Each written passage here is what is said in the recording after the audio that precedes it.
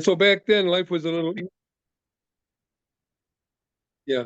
So back then, it was a little easier to live as an expatriate because there was really only one rule, and that's that you just kept your mouth shut and hoped that they gave you your work permit extension. So, but now, life is totally different. But the difference between now and then, and the reason that I've been here for such a long time, is the resilience of Kenya as a market, as the social factors. I mean, everything is. We've been. I mean, Arun just said it. He just gave you a recap of all the low points. Yeah. Along the year. I mean, if you were here in 1992, when the foreign exchange regime flipped over, they had hard currency certificates. Fortunately, all my competitors at Toyota and Lonro bought them. My CFO said, don't buy any, we'll be fine. And that's the only reason one of the reasons General Motors has a 50% market share now is because we survived that 92, 93 time where if you had sold somebody something in Kenya shillings, the devaluations were so severe that you'd want to take the checks back to them the next day and say you wanted your products back. I mean, that's how bad it was. But why am I not crazy? If you consider that I'm not crazy, um, I I only try to worry about the things I can control. And if you decide to come and work in a soft currency market with one party politics, moving into two party politics, maybe moving back to some other kind of funny, 50-50 election management system in Kenya, you have to be resilient. And if you take things, okay, I don't mean this way because I know somebody like Arun, he takes his business very seriously. But when things go bad, he doesn't throw in the towel. He figures out, some way to get his Kenyan employees to, give a little here, or uses his influence within his community to help to help him. And that camaraderie, I think, in the private sector, I've always experienced. One of the reasons KEPSA is going to be 20 years old this year is that business people got together, and instead of fighting the government and doing all this stuff, he just kind of figured out. Arun would tell you that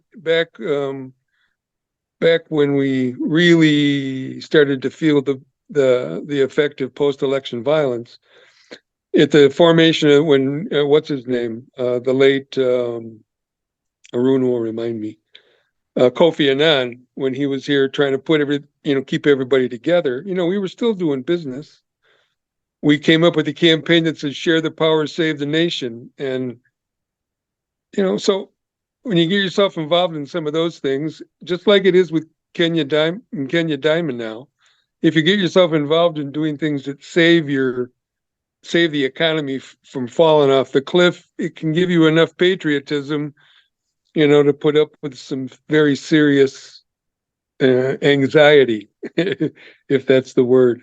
Okay. I don't know if that answers your question. Yeah. Up to a point it has, Arun, but I'm looking at at where we are now. That even for those.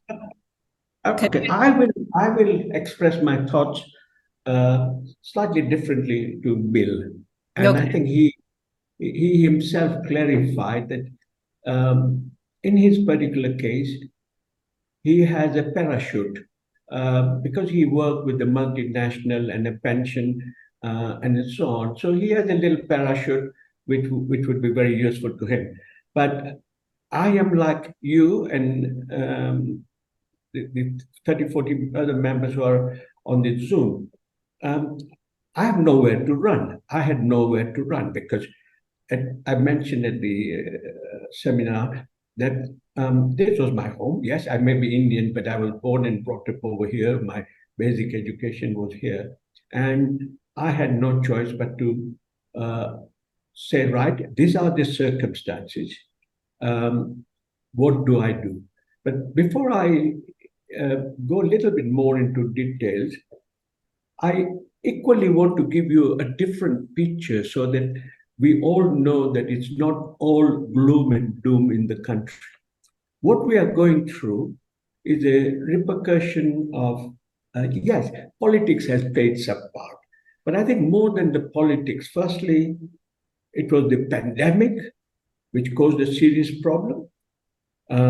We were a little bit lucky in this part of the world that we were not as badly affected as United States or Europe and China. I mean, we all know China from being a leader, growing at 7, 8, 9%. They locked down for 3 years and now they're struggling to get the economy going. Europe, we know, I know a little bit about England and Scotland and so on. They took a serious hit. England took a hit. We did not.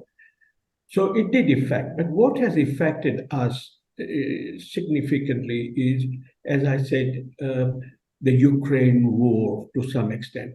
It threw the supply chain logistics into total disarray and created a shortage of raw materials, problems in shipments, which started just shooting the price of whether it was raw material or food astronomically. And then, of course, with the local environment, and then to some extent, our problem is our bankers as well, blowing up the issue of Kenya having to pay $2 billion euro loan next year. They blew up the vulnerability of Kenya to the extent that everybody in every sector became nervous, not only in Kenya, but that fever spread around to our bankers overseas, the IMF, World Bank, and everybody started saying, Kenya is doomed, Kenya is doomed. And the bankers used this phenomena to break down a very nicely controlled exchange system which central bank had, where the difference between buying and selling was maybe 2 shillings. The difference started just blowing up to 8 or 10 shillings. And really, until President Ruto and his team organized finance of the 6 months oil from Middle East, there was a created shortage of dollar. And really, the currency just weakened up and weakened up and weakened up. And fortunately, now it is stabilized around 140, 142 shillings. But this was our created problem. Now, Arun, are you saying that from your point of view, we might have stability with the shilling going forward? Because the fall in the last 6 months has been so, it has been by the elevator, basically. Are you saying that we are now at a place where we might stabilize? Let me put it slightly differently, Irene. Okay. Speed at which we had the fall was a bankers created fall, not economically created fall. I'm not saying that our currency is likely to stabilize at the level it is. There is likely to be a adjustment, maybe going towards from 141 to maybe even up to 150. A little bit on the negative side, but that will be a market force deciding that one. So you know, it's not going to be a free fall like it almost became a free fall. I mean, every week there was a difference of 5 shillings, and someone like us in manufacturing will give sell goods at 90 days credit to the customer. So we've already sold. By the time the customer pays and we convert to dollar, we had lost 12%, 14% per transactions. So that caused a lot of pain. Seriously. And then it became a gambling, because if you know you lost for 2 or 3 months, then you become a gambler and say, oh, look, by the time my money comes back in 120 days, it's likely to be 150 bob. So do your costing at 150, your pricing at 150, and everybody started doing that. But I think the market has stabilized. The second thing that's working in Kenya's favor now, and I'm looking at the pink bulbs that I can see. The second thing that has happened is overseas commodity prices have stabilized, and in a lot of cases, particularly chemicals, because I'm much closer to chemical business, have started sliding down. One of the reasons is the crude oil dropped from 110 down to now it's 72, 73, 74. So this is gradually translating in. What is hurting most the Kenyans right now as I speak is the inborn inflation which we have. And again, I'll repeat, it is the normal central bank and people who manage the monetary system, they greatly believe that inflation should be, at least in our part of Africa, should not be more than 4.5%.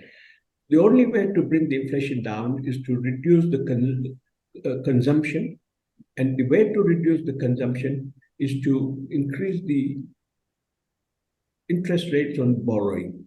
And just to give you an idea of companies which were borrowing last year at 9-10% in Kenya shilling, most of those are paying now 14 to 15 shillings. Yeah. In last 2 weeks, most of the banks have, every time the central bank increases its CPK rate, the base rate, it goes up by 1.25%, and so on.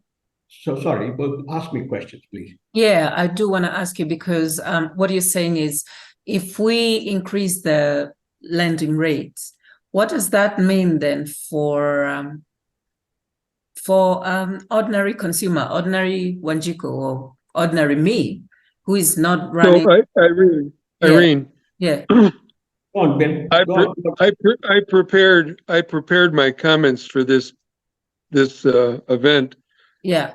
not based on a list of what's going on, because I think all of us probably know what's going on. Yeah. The question was, what are we going to do to keep it from making us crazy? Yeah. And that's exactly it. Can we focus on that? No, I mean, yes. Arun is answering the question himself. One thing you can do is be clever like Arun and spend a lot of time trying to understand all the things he's explaining to us. Yeah. And if you do that and you try to ignore the things you can't control, then you start to have a formula for how you get through these difficult times. Because whether you think it's going to be a good time or whether you think the banks did it or whether those things you can't control it unless you're the bankers. So you have to learn to live with it. Yeah, no, I'm with you, Bill. In fact, that's why I'm going, because we're asking. So I thought we should get. I would love to listen to you. That I have also prepared. How does one react to the current circumstances and come out of it? Yeah, and come out of it. So let's start with Bill then, because you have those notes where we're saying even the job that I had last year, nothing about it has changed, but I find that I can't, my money doesn't kind of cover the month, and we are not going to throw in the towel. So then the question becomes, how do we manage the challenges that we are in right now, given the inflation, the fact that the shilling is weak, and also the fact that we don't seem to have an end in sight. It seems like it's going to go on for a while. I'll start with you, Bill. No, it's just, for me, it's very simple. It's austerity.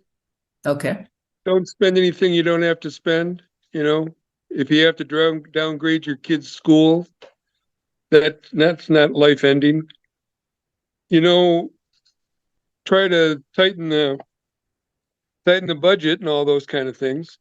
And then again, for me personally, I don't want to get political, but I also think it's good for everybody to support the government in power. And, as fun as it might be to make noise about the opposition in this, it's no good for the economy. It's just making things harder. So personally, I think people should try to save what they can, put money away for a rainy day, which is very difficult to do. And, try to keep yourself in the middle of the road, in the middle of the hallway, so that if one side moves in on you, you don't get hit. You can move over a bit. Those are the things that running a company and managing a family and all those things for the last 35 years in Kenya.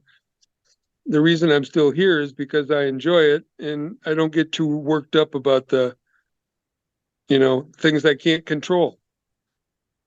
I know that's easy to say because not maybe you'll say, well, Bill, you're in a better position to Yeah, not worry about thinking- this, that, or the other. Okay, but that wasn't any of my own doing. That's just the way things are. yeah, I'm still here. Everybody on this call is still here. And your question is, what can you do about it? There is no magic.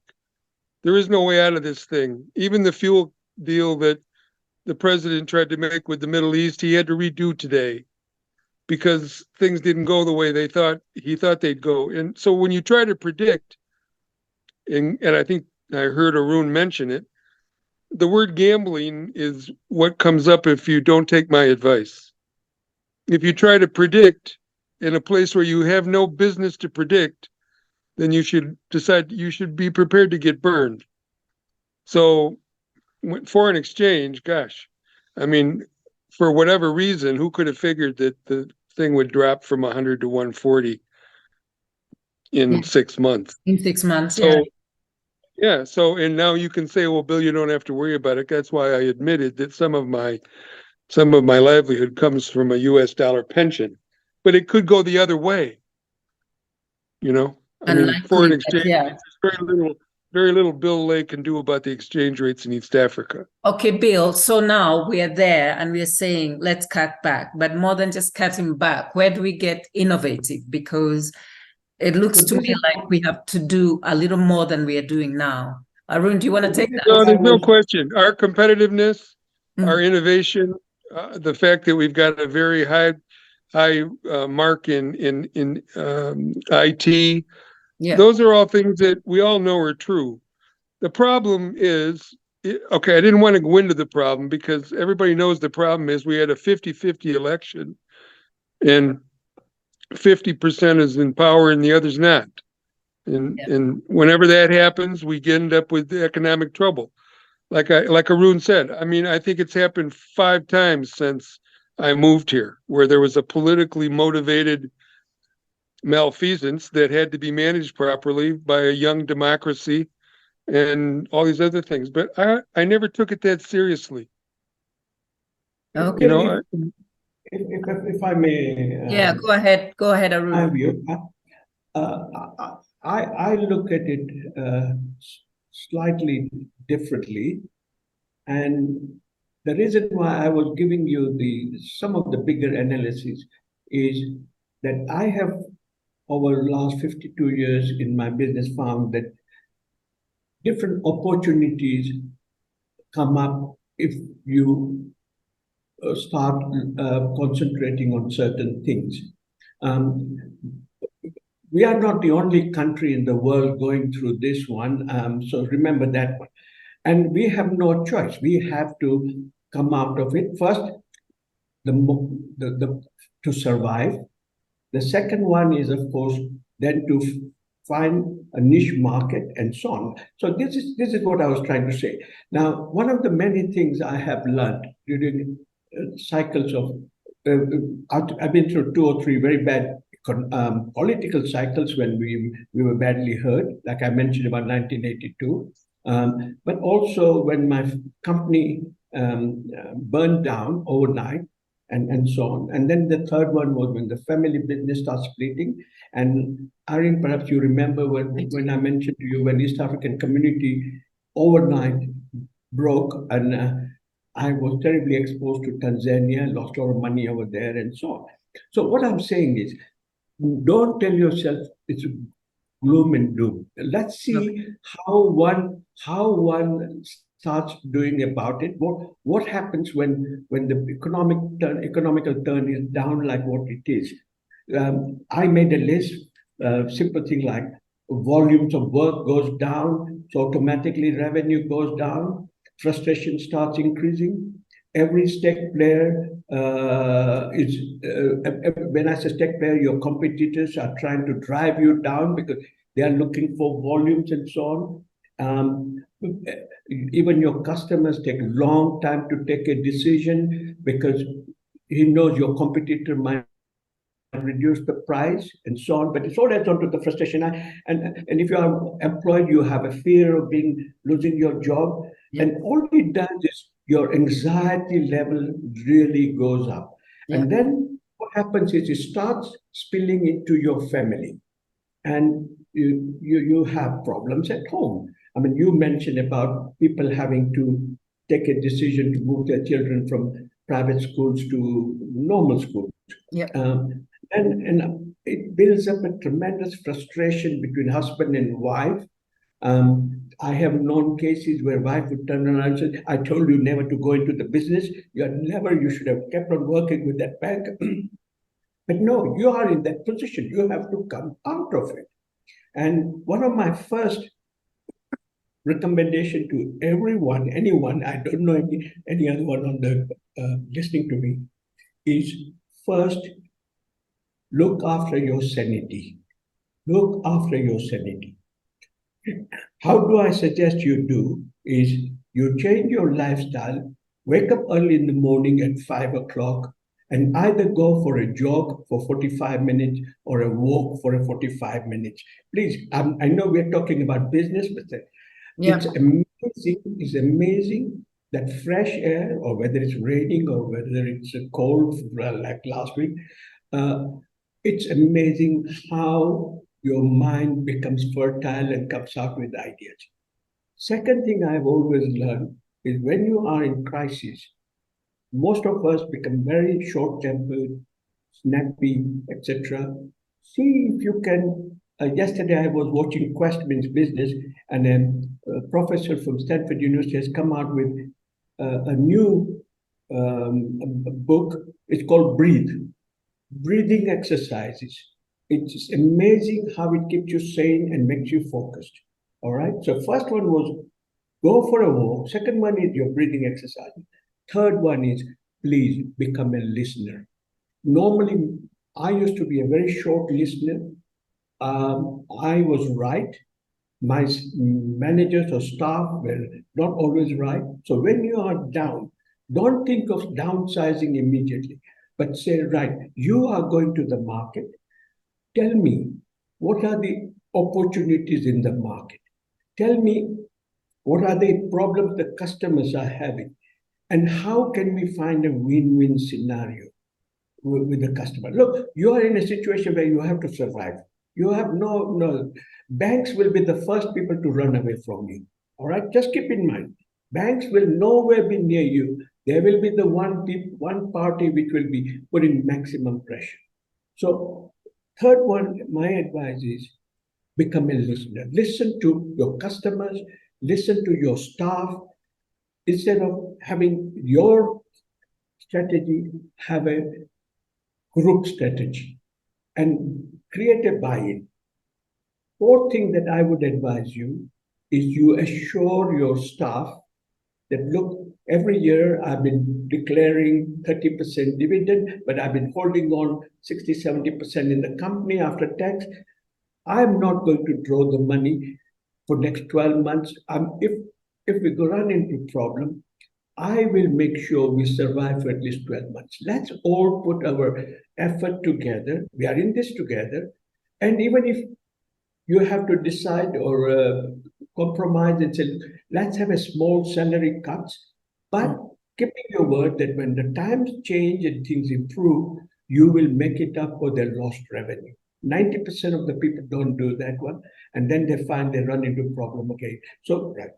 The fourth thing that I would advise is don't borrow any more money. On the contrary, if you have any family jewels, I did that when in 1984, as I said, all things were so bad. I even sold my home and rented it back so that I could pay that. At that time, it was a couple of million shillings, but it was a lot of money in those days. I said, like, here it is. And don't clear your outstanding with banks in piecemeal. Piecemeal, the banks just swallow it before you realize the finance cost, that cost. See how you can extinguish your borrowing. If it's I mean, I hope I'm talking to people who are borrowing not more than half a million shillings. Right. You may have to go into a rented place, but sell your property, bring the finance cost to your company to zero. That, I know it's a very harsh way of saying it, but 95% of us get pulled down into the tornado simply because we're tied up with the banks and that they just drag you down. They drag you down. I hope no bankers are listening to this program, but I am not. This is my 50 years of experience with the banks. Borrow minimum that you need. Minimum. When you're doing well, they will always knock on your door and say, Devani, why don't you expand? Devani, why don't you do this XYZ? But I've done it, I borrowed it, and I ran into more problems, and I learned the hard way. Keep to your size. I don't want to be multinational and be General Motors or Carrefour or something. I decided to be middle class, middle size, and say I'll be a middle class man. I'll not be a very rich man. Fine. And I cut my clothes and my borrowing to that level. Okay. Stop the clock. Stop the clock of your finance cost. That would be my priority. So I have a few other points, but I'll be happy to listen to. Give me two more, because you have given me 6. Give me 2 more points. Arun, carry on. I'm happy to listen to other people and their questions as well. Yeah. I wanted to bring it to your attention. Okay. While we are listening, I can see quite a few people. We need your questions. Bill, are you still there?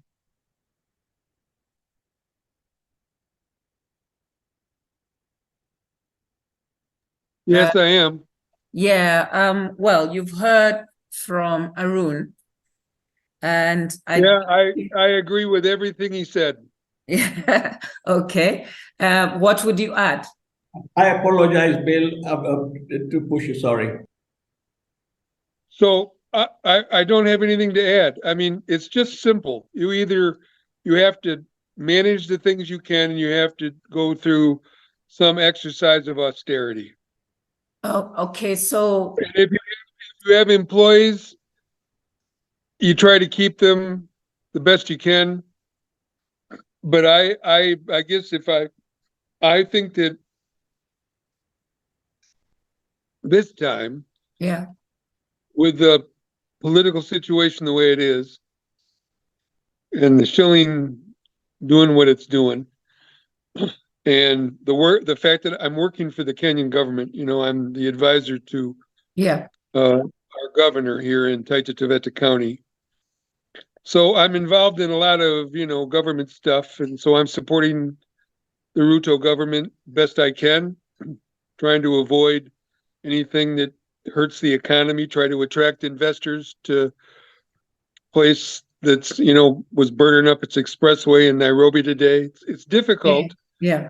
At the end of the day, I'm only going to control the things I can, tell the truth, try to do things the right way, but to try to, cut on the budget. I mean, it used to cost me 7,000 shillings to fill up my double cab pickup, and now it takes me 14. Yeah. So Joyce and I are in the austerity mode ourselves. So I really seriously, I think, you need to take, we need to take advice from people who've really been through the ringer, and Arun has really been through the ringer. So, and with his own business. So I really do agree. I do agree that mentally you should, make sure you get good exercise. I don't do it as much as I should. But like some of us at my age, there's some health problems that sneak in every once in a while. You have to deal with those. So I would be happier to be on a better exercise regime. But then, to be honest with you, Arun has got a lot more on his mind than I do, because he owns his own business. Yeah. I'm a retired civil servant or business person who's taken up the civil service in his retirement. So I'm probably That's probably okay, better. Bill. I guess what So- I'm looking for now is you're advising Taita Taveta. Where do you see the opportunities, even in these very tight economic times? Because we're not going to do things as usual. The one side that Arun has raised is cut back, basically. Tighten your belt as much as you can, and then take care of your mental well-being, taking a walk and listening and breathing. But then alongside that, there's got to be a few other things that we can do to make our positions better, especially economically. We just said Well, it's no, not all look, doom and I gloom. think, look, Irene, Yes, for anybody in Kenya, yes, and those of us who've been here for a long time, watching the EAC come and go, watching, the African Continental Free Trade Agreement talks, the African Union talks that are going on in Nairobi yesterday and today yeah, and the day before. You should spend some time on the future, because I believe that, okay, we get through this rough patch that Kenya's in. Kenya's in a very good position to be a big player as the world starts to appreciate Africa, the continent of Africa.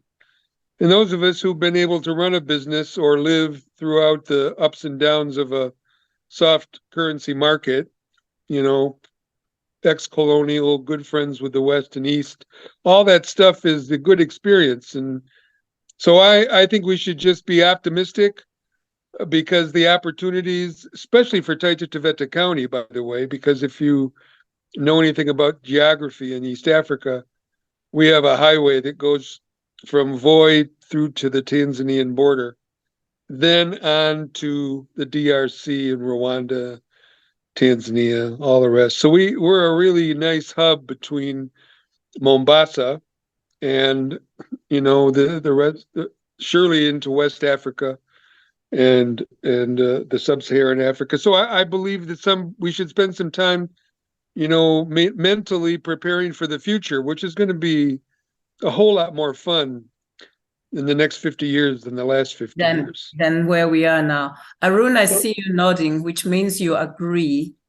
No, I'm so glad, because we have a lot of opportunities as well. Now, one of the many things that happens when you're going through downturn is you cut down on a lot of things. One of the things you try and cut down is attending formal meeting, like Bill said, the African Union, KM meetings, East African Community meetings, and so on. Don't run away from there, because that's where you get idea. And I'm going to give you my personal experience so that people on the forum gets an idea of what happens. Now, I had become a member of KM board around 1980, around 89, 90.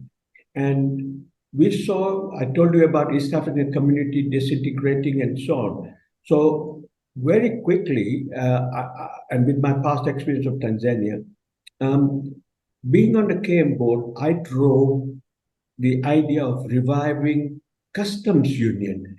But previously, there was a federal government in between East Africa and so on. I knew that wouldn't be accepted politically. But because I was attending different forums, I got a chance to sound people out. And this is when some of us pushed hard for revival of East African community, but this time customs union, so that the market can increase. Yes, selfishly, I was looking for increasing my own pharmaceutical products and so on, and that's what happened. So my advice is, please, in spite of all the difficulties, find time to attend some of these forums. Second thing that my company did, in one of these forums, I came across energy management and Kaizen. I was very curious to know what these two things are. And honestly, if I had not been actively participating at KM and so on, I would have never come across this. When I implemented these two things in my business, what happened was the energy cost for my production started coming down. And Kaizen, it's a long journey, but I found from a person who is dictating everything in a company. I could form a mini corporate where the responsibility is passed on down the pyramid. And it took a lot of my pressure and responsibility or day-to-day time off free for me to think of other markets. And this is where I started going to Congo, where I started going to Uganda, Ethiopia, Somalia. So I was freed up. One of the many things I had mentioned in my first forum, Irene, if you remember, yes, we had a serious foreign exchange problem. So we found out we could export fruit and vegetables and flowers to Saudi Arabia. And just so that we get hard currency, which we can use for buying our raw material for a new plant which has started. We were not getting hard currency from the government, and so on. So please, my objective of today's participation is you can be, don't give up. Giving up is the easy. And when I said you walk in the morning, it's amazing. Some of these ideas come and you also start forming around it. How within your own organization? You may be just a tailoring business, but you come back and get your people involved, share your thoughts with them, and see how they help you out. But do not run away from the forums, etc., because that's where you pick up a lot of good ideas. My finance cost compared to when I started coming down, because when I started interacting with different people, I started asking very nicely, politely. I said, what are you paying? Who's your bankers? Who's your financiers? And honestly, we found, we were initially with Barclays Bank, and when we found what we could get with the other bank, there was almost 20-25% saving in our finance cost. So that was another thing that I was going to bring it to you and your members in front. Now, another thing, small thing, but it's very important. Your family is important. Yes, you're going through a difficult time, but and you don't want to create more problem at home, because as it is, you're stretching yourself from 8 to 11 hours at the work. And if you have more disharmony at home, I tell you, you go back so tired to the business that you can't think straight. Then what I was again trying to say is, yes, as a Kenya, we have big debts, etc. But that's all because the last president, and I take my hat off, he created a phenomenal infrastructures, which takes phenomenal amount of money, and the repair back is never direct. But like say, for example, if he's building a road, take any road, the government is not charging the toll, so it's not getting directly, but you have hundreds and thousands of buildings coming up, the value of land going up, etc., that opens up different opportunities. So don't just say gloom and doom. Think loudly. Last thing I will say is, if you are able to synergize your wife's energy in your business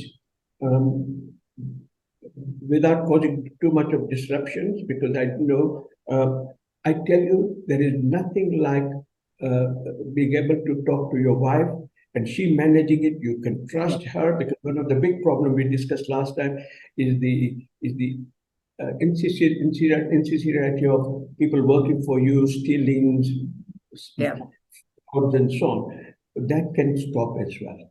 And last thing I did was I found one or two mentors in my life. Whenever I had problem, not frequently, but twice a year, I would quietly say, look, I want to have a little drink with you, and I want to talk out my problems.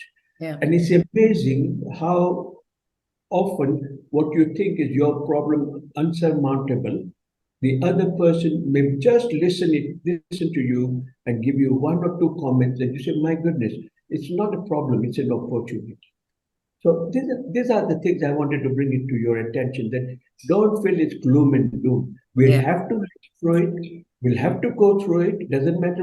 In your case, maybe for another 40 years. In my case, for another 5-7 years. But we all have to go through it. and there are answers to a lot of it. No, perfect. I've talked a lot. I've talked a lot. Sorry. No, don't go away. I'm looking at Kate. Kate, do you have a question for either Bill or Arun?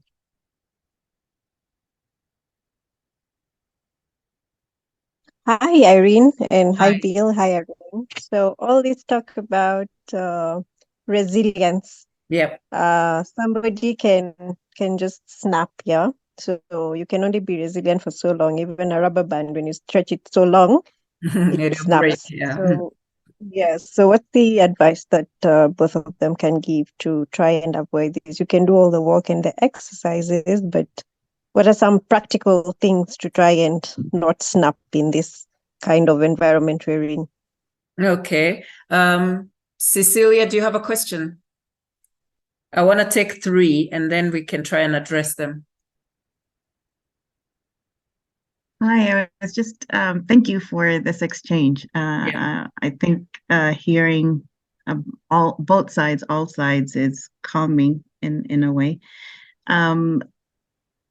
What I hear consistently in different ways from both Arun and Bill is sometimes the solution is not in a local network.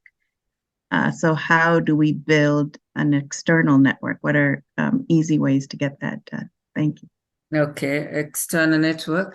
I'll pick on a name. I see Andre. Andre, do you have a question?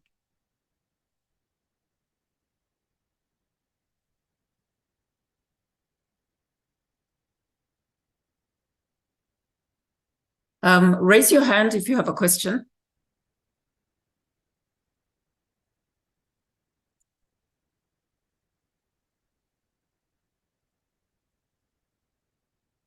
In the meantime, Arun, you got those 2, right? One said that this scenario, since COVID has been going on for a little too long, that for some people who are hanging in there, it becomes tricky to kind of keep hanging in there. And so the question is, what next? And that's where I was coming in with my question, that you cut back, you downsize and all of that, but we have to start looking at ways to supplement our income and maybe other ways of coping so that you're still you're still sane when this tide kind of runs over.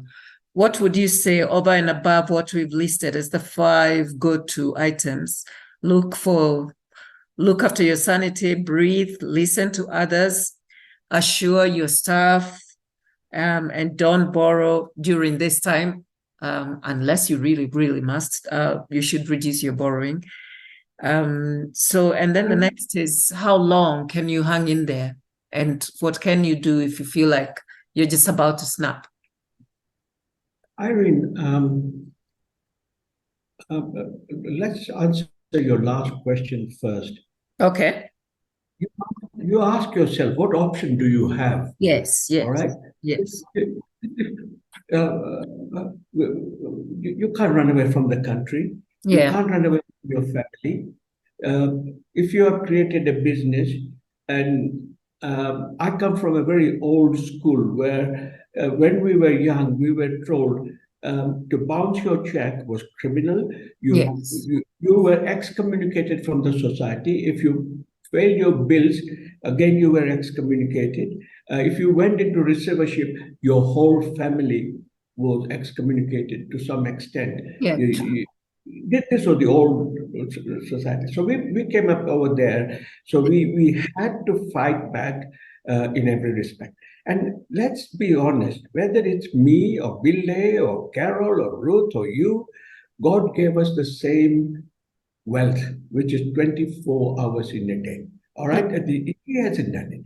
And if you think we are the only country who are going through this difficult mess, I mean, you look at other 80 countries in Africa, it's sad. Maybe you can remove Rwanda and South Africa, but even Nigeria, the majority of the people are going through what we are going through. Okay, It was, yeah. I have been talking to people in Egypt, which I used to admire very much, but with their 400% devaluation in 5 years, with finance cost of 32%. You want to guess what people are going through, especially entrepreneurs who started the business a couple of years ago. But we all have to go through it. So it's not a question of giving up. So let's start with that one. We are not going to give up. God has given us enough reasoning power in our heads. But what I'm saying is, in spite of all this difficulty, if you utilize your 24 hours by, I mentioned about little bit of socializing in the right group, no answers are laid out on a flip chart or a screen for you to say, Aaron, da da da. But you talk to some friends or people you bump into and quietly listen to them, and also gently ask and share your problems. And you might be surprised that he might turn out to be a potential customer, potential supplier, potential financier, whatever it is. But if you don't do it, you haven't tried it. And really, by law of probability, you're playing a roulette. Out of 33 chances, you may only have one will succeed, but that's what takes you forward. Now, something I think Cecilia mentioned, external context and internal context. Yes, I know and again, I'm going to confess I'm the old generation where I'm not as conversant with media as you people are. But even we have noticed in Rotary, the fellowship happens when you meet personally rather than on a Zoom, etc. And it's only when you're sitting with someone that you can sound your ideas and thoughts and so on. Again, roulette, 1 out of 33, he will have something to offer or not. But 1 out of 33, it just may be the right solution. So talking to people has always helped me. All right. And reading, yes, I used to read a little bit late, have less sleep, but that's where you get the ideas. So my job here is to throw a silver lining that it's not all gloom and doom, and there are lots of opportunities. Mention some, Arun. Mention some opportunities that challenges that turn into opportunities. The reason I'm saying that is because there are some businesses that never recovered fully, even after COVID.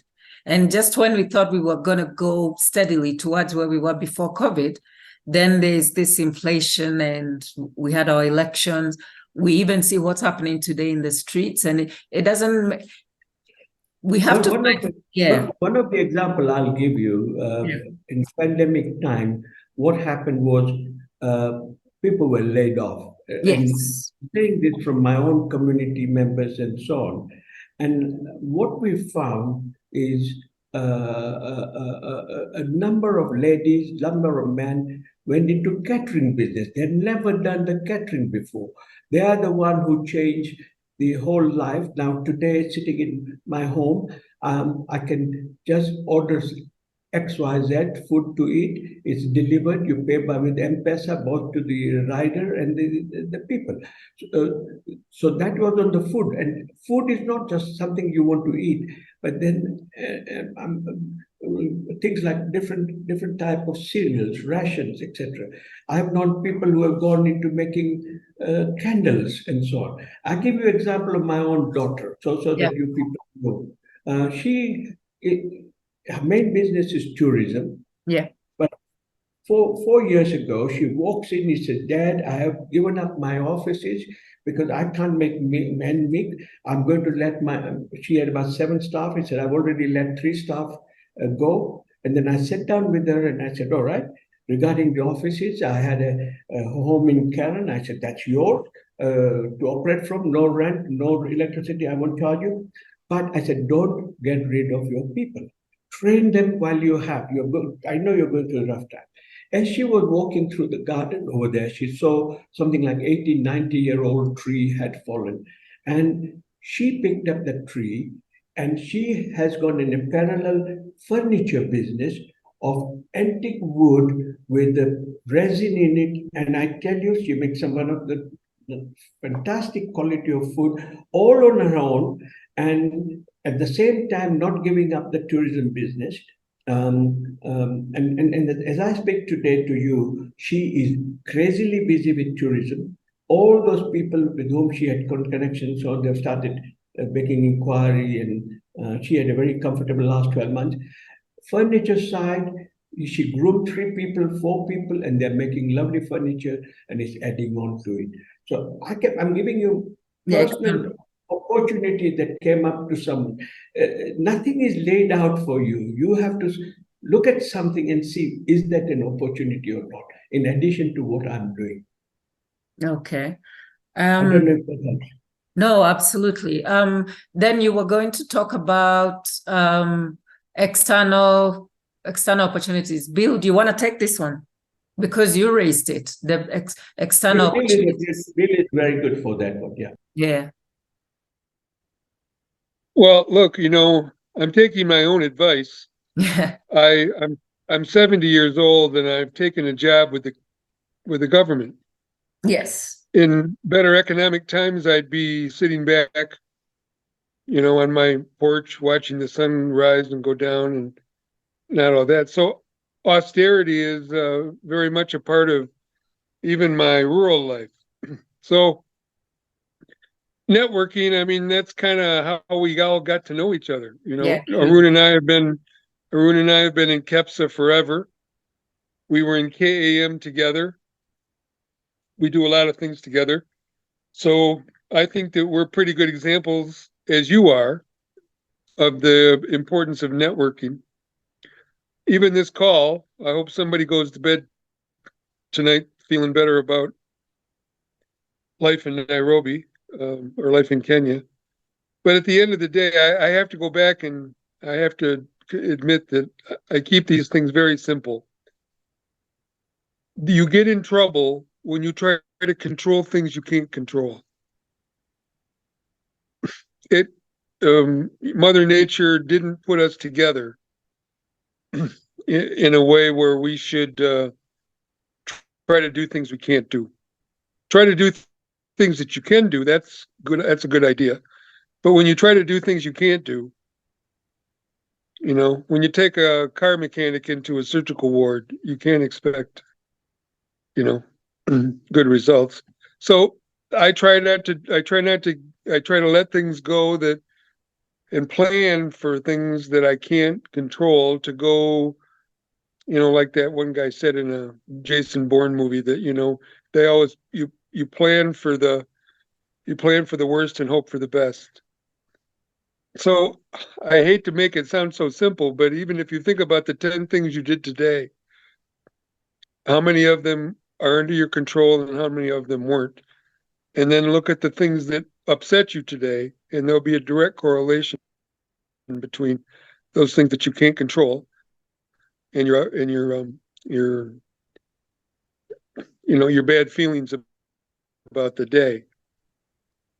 And then add to it family and friends and external things. And, I mean, I know there are people who've gone through, like I said, medical issues, and there's other things beyond the things that are in the headlines that are family related and cultural issues and stuff. So again, I want to agree with Arun that I'm still here. I'm not the eternal optimist. There are people who are more optimistic than I am. And I lose my optimism from time to time, but I recover because I realize that I'm trying to control things that I can't control. And then I stop doing it and I feel better. Another idea I can give you is I have friends who most of them have a piece of land at home, wherever their home is. Could be Kisii, could be Luo land or Baluya land or Kikuyu land or Taita land. So very often they also share the business partnership with their spouse. In other words, the man, if he's the entrepreneur, says to his wife, look, why don't we go home? No, I'll run the business in Nairobi or wherever he is, but you make sure we earn enough bread and butter at home. And so that at least takes you through this difficult period. Keeping also in mind that all these economical cycles have a life. Sometimes it can drag on for 4, 5, 6 years, but sometimes in 2 years it can change the wheels of economy. Now, whilst I may be a little negative, but I also have different ideas where Kenya might become a winner very soon. Please don't take this as a God's truth, it's just my opinion. One is I'm beginning to find that Kenya has phenomenal amount of mineral resources. If we know for definite, we have a lot of iron ore, we have a lot of coal, we have a lot of titanium, which we already have.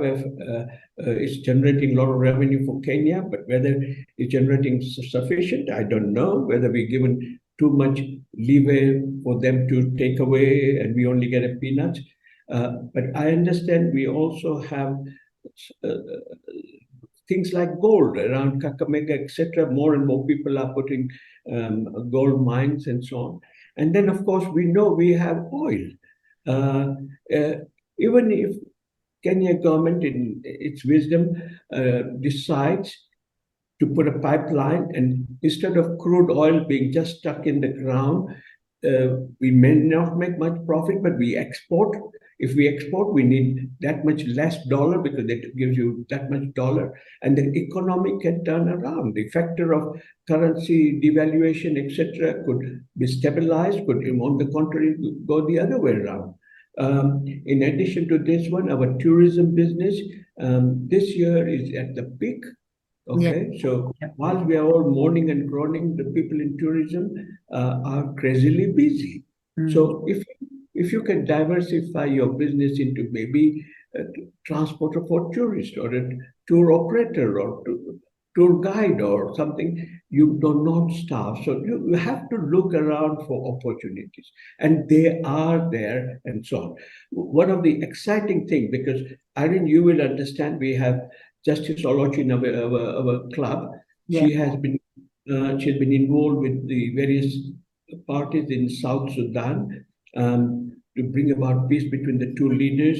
And if, from what I had a discussion last Saturday with her, it looks as if there's going to be a settlement between them, that could open up a opportunity for a number of people to start doing business with South Sudan. Okay, prudently, you don't give on credit, you look at the face, you make sure your money is tied up, small, big way, etc. So don't lose hope. That is what I'm trying to tell you. Okay. Yes, difficult time. Normally we tend to become introvert. I'm saying don't just become introvert. Talk to someone. Somebody might say something, and you might open up a door that maybe to your heart you may be able to be successful. Andre is asking, this is for you both. How likely is it for us to see the de-dollarization of our economy? And is that even anything in the cards in the medium future or short-term future? You want my real answer from bottom of my heart? Yes. What happened to Libya? What happened to Tunisia? The day you call the tune of de-liberalizing from dollar, your country would be made unstable. We are all dependent on dollar. Dollar is the currency of the world. It's not running away. I think just stop dreaming about it. I mean, even when I remember President Ruto said in Africa we should do business in our African currency. But I need to buy my raw material. I need to buy my oil. If I'm buying my raw material in dollars, my oil in dollars, and exporting in Rwanda, kwachas, or the Congolese naira, etc., where am I going to get my dollars for the next shipment? No, stop dreaming about it. It's not practical. And not only practical, Kissinger of United States made sure the world is totally dependent on it. And we are not as big as India to say, oh, we'll do trading in rupees with 12 degrees. or China with 12 countries. We are peanuts. We are peanuts. So let's not dream about it. And focus on what we can control, as Bill was saying. Bill, do you agree with that? You're muted, Bill. You know, I agree 100%. Yeah, okay. I don't know enough about it to be emphatic about it. I'm also entertained when these cryptocurrencies guys come up with their stories, because there are times I think that if we could start over again, it would be nice if we had a global currency, but it doesn't work that way. So for now, for reasons that you would clearly understand, I'm a big dollar fan. And yeah, this would also not be the time to be looking at, you know, kind of de-dollarizing. First of all, you need to have a strong economy before you even start to think of displacing the dollar. There is one more question here, which says, we got some of the opportunities that Arun was talking about, and actually, even for me, that's an eye opener. What, as you look around, what do you see as opportunities that might crop up, that might have been, you know, kind of, you know, downtrodden by the COVID pandemic, but might kind of rise up now that we have the opportunity? And the good thing about where we are is that we now understand that Kenya is not the only country going through this inflation. And maybe that's a bit comforting in the sense that if everyone is going through it, then we will all collectively have to find a way to go to get to the other side. So then the question is, what opportunities would arise out of this challenge? Anything that's based on internet, you know, ICT, because we have a huge advantage. Statistically, all those other things, smartphone percentages, all the guys that are invested here, and Google, and, you know, Microsoft, and you know, all these guys, Safaricom. So that one's the no-brainer. The other one for me is we're appreciating maybe 10% of our agricultural opportunities. Okay. And to bring water into agriculture will be famous.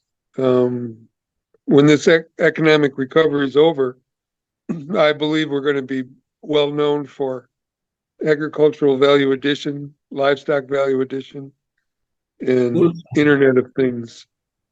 Bullseye. You hit the right note, Bill. Perfect. Agriculture and IT. And this is the reason why the new government is paying a lot of attention to value addition, whether it is in manufacturing, whether it is in agriculture. And the other day I was at Konza Technocity, where with a very small investment, said $1,000 worth of your computers and so on, it has opened a phenomenal horizon for young people to come up with something and so on. So really, long-term future is agriculture. For young people, it is IT, etc. I've been reading about AI. I am very poor at some of these things, but that also opens up opportunity for you. I mean, the first question people would ask is, but that's for very large businesses and very large data. But even some of the companies, if someone comes up with the AI for a company to churn out who's buying, who's making inquiries, who's not buying, etc., and it throws all those lovely data to the boss. Say, look, Irene hasn't bought from me for last 6 months. Last time she had asked for this, we let her down. Gives you opportunity to correct yourself and get more business. There is another one, small opportunity as well, for Kenya, is to become a diaspora, right? Not to go the way the people are crossing Mediterranean, But some of the countries are honestly looking for bright people, and Kenya has got a lot of bright people. Our work ethic is better than so many other nations, definitely, and no one in Africa can touch us. They're looking for people like us. So certain countries, you could go as an expatriate over there. I mean, I hear of Middle East. It's amazing how many of our Kenyans are there, Yeah. and not as just lay workers in either blue collar or white collar job and executives. Hmm? So we have opportunities. It's not all doom and dead, please. That's all I'm trying to say. That to me actually changes my perspective for today, because it's kind of comforting to appreciate the fact that we are not alone in this. As far as inflation and the effect of the Ukraine war, we are definitely not alone in this. And I think if you start to look at it that way, then your perspective changes.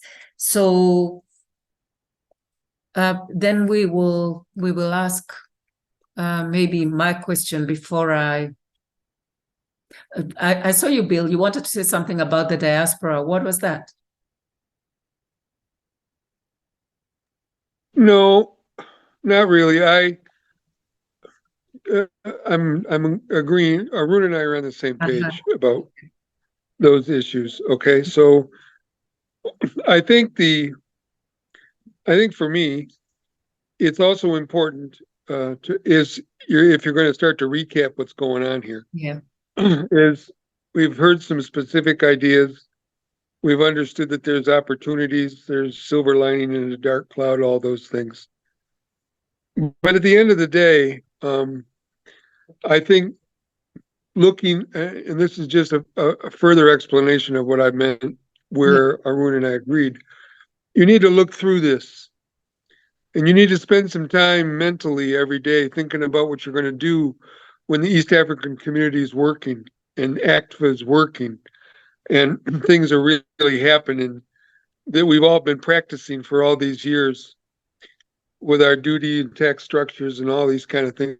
Because when we finally get it right and we're a player in the development of Africa as a continent, then you don't have to worry whether it's 2 years, 5 years, whatever. But if you don't spend some time thinking about it, when it happens, you're going to miss it. And then you're going to really be in trouble. Because the opportunities we have, you go to a KEPSA conference, you go to a KAM conference, you go to here and you might think, oh, that's, or you listen to an African Union thing and you think, God, these guys, wouldn't it be nice? Our neighbors don't even get along with us. What are we going to do with the rest of Africa? If you think like that, then I believe you're going to get stressed. If you look at the opportunities that exist and you're patient, which I'm not known for my patience, but I'm learning, is that, you can use your skills and to get other people set up to do these kind of things, and then things will be better. I mean, in these Internet of Things, I got a nephew that stays here with me. These guys, they make 2 or 3 TikTok things in a day. And this, the whole conversation about content and, doing business without having brick and mortar and the things we learned during COVID. I mean, I think Kenyans will be really good at those. Yeah. I haven't felt like I've been totally disconnected, even though I didn't leave the house for a year. But everybody, especially Arun, made just about every Zoom call and we all stayed together. And maybe that is part of the reason when every once in a while we get to talk to Manu Chandaria, who's been here since this whole thing started and has mentored most of us. When you spend time with guys like on conversations and in forums like that and forums like this, then it lets you think through the fact that, yeah, like you said, we're all in this together. There's a few things that are just Kenyan, but then there's also a few things that are just Tanzanian and just Ugandan.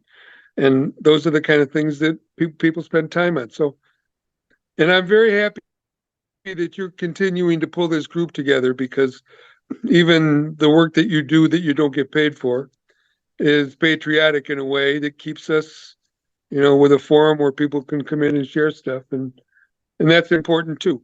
I just want to tell you one thing, and then you can wrap up for me. I happen to be in maybe the most rural part of Taita Taveta County today.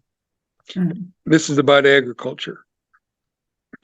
I was the chairman of the Water Sector Trust Fund, and we approved a water project down in Taita Taveta before I was involved in the organization. The European Union had decided to provide water for 5 or 10,000 acres of farmland. And so I was with a head teacher from a school, an elementary school, primary school, and they were talking about how they take their standard 8 kids and they're training them on life skills and this, that, and the other. And I told them, look, what you should be telling them is that they've never had water before and they're going to have water. So start thinking about being from a place that's got farmland and water. Start them thinking about that. And the TED teacher told me, she said, it's really hard to get these kids to accept that working on a farm is something that one should aspire to. So I think there's also that. Not every Kenyan thinks being a farmer is a good idea, even if they're from a really desolate place in Taita Taveta County. The fact that we bring water and do farmland, we still have to have we have to provide an incentive for them to get in. And okay, you can't treat all farm jobs like a business, but in the future, these farms with water will be businesses. Yeah, they won't be as unpredictable as the weather patterns. And then you'll end up with more Delamire's and Ziwanis and other farm projects, huge farm projects that will help feed Kenya. And there's a bunch of jobs. Even our friend Peter Jonjo is hiring a whole ton of people by taking Twiga to farmers who don't know how to manage their business, how to access markets and all that. Just those kind of things there. Just imagine exponential growth in those, and there's thousands and thousands of jobs. So anyway, look, I've most appreciated hearing from Arun now recently. Yeah. We maybe haven't had a chance to catch up on so many things, but he and I have always been on the same page, a mix of patriotism, my salaried employment with his company investments, and all the people we hang out with at KEPSA and KAM and all the business associations. We've gotten to know each other as though we would be really good business partners if the opportunity existed. Perfect. So it's about that time. So then I'm going to ask, I'll start with Arun. What would be the conclusion of this topic? The idea was taking care of your mental health during economic times. I think we've gone through a lot.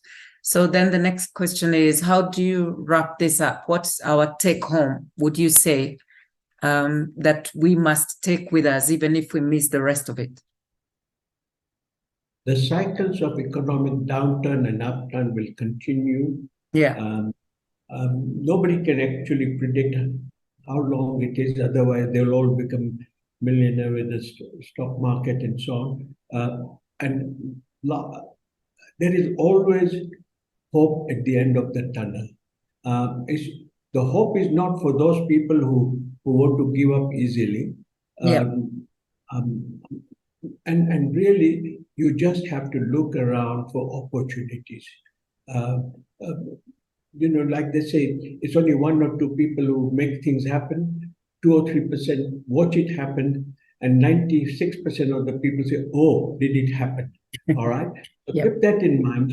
Get into the first 2%, and it's not difficult. Reading, meeting people, always expands your ideas and possible information and opportunities. And look after your health, please.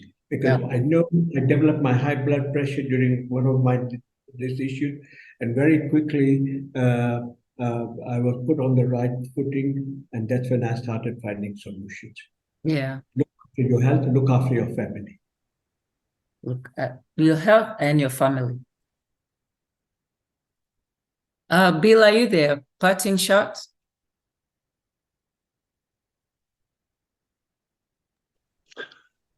Well, no, don't worry. Gonna have to repeat myself. That's okay. Just You know, three things that just don't try not to worry about things that you can't control. Make a list if you have to. Support the government in power.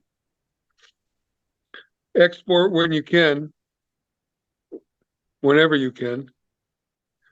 And, participate in business member organizations that have a view of life in 10 years and 20 years and when Africa is working together as a continent. Yep. And allocate enough time. You have to worry about the things you have to worry about. There's no getting away from the bank, and there's no getting away from KRA.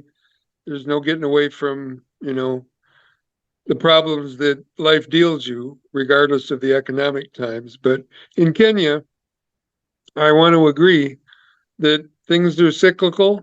I've felt this way 5 times since I've lived here for 30 years, usually timed with the election cycles.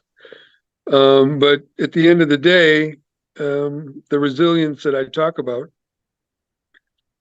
that I share with my family and my close friends, is that we'll get through this.